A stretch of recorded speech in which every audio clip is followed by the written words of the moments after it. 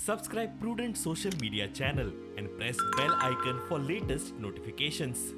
Join Cell Academy, Goa's best coaching for IIT, JEE and medical exam preparations for class 7 to 12. Register today for Salary Talent Search exam for class 6 to 12. Admissions are now open for repeaters medical batch for NEET 2022. Those who are not claimed for their deposits as were in the liquidation process, so immediately they have to claim. Because when our license was cancelled as on 16th of April 2020, as per the law, as per the rules and regulations, only 2 months are there. But still, in the interest of the people, we have extended those people, acceptance of those claims, and we are accepting. But now we can't drag this case as much as we want.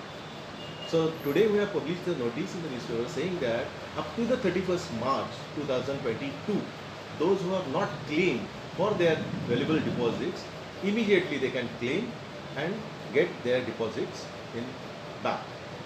Those who have not collected their gold ornaments or the valuable ornaments which are lying with our banks, because all our branches, whether it is lease banks or our own branches, we have closed, and their valuable things, those who have not taken the position of that, we have shifted in our head office premises.